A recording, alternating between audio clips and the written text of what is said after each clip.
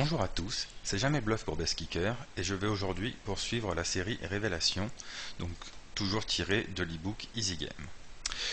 Aujourd'hui, nous allons parler des dynamiques à table. Donc le but de cette vidéo va être de comprendre pourquoi dans des situations qui peuvent paraître identiques, on va opter pour des choix qui sont complètement différents et qui vont donc être fonction de la dynamique qui se passe à table.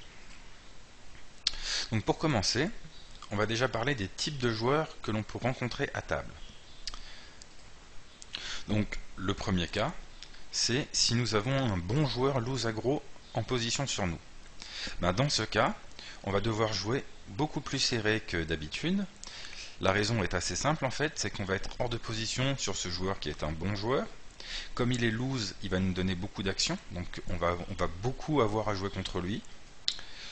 Du coup, on va avoir le désavantage de la position. Donc on va vouloir compenser ce désavantage positionnel par un avantage de carte. Donc ça nous amène à jouer plus serré contre ce joueur-là qui va nous poser des problèmes. Donc l'idée en fait c'est de jouer avec de bonnes mains hors de position contre ce joueur pour pouvoir ne pas se faire marcher dessus dans tous les coups. Donc c'est un cas qui paraît assez basique et assez évident. Si vous avez un très bon joueur qui est loose agressif en position sur vous, resserrez votre range, sinon vous allez vous faire complètement exploiter par ce joueur-ci.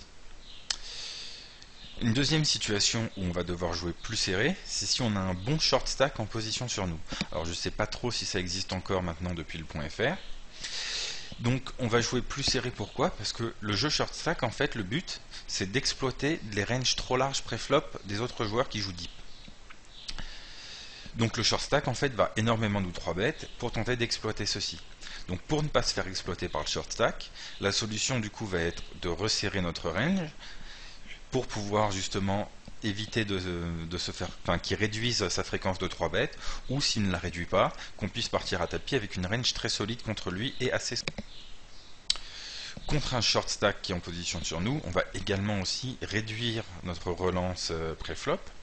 L'idée en fait est de lui donner et de mettre moins d'argent mort dans le pot pour que lorsqu'il nous 3-bet, il ait moins d'argent à gagner. Donc en fait, essayer de lui augmenter son risk-reward. Donc voilà comment on s'adapte si on a un bon short stack en position, mais je pense que les bons short stack ou les short stack pro n'existent plus tellement sur le .fr maintenant.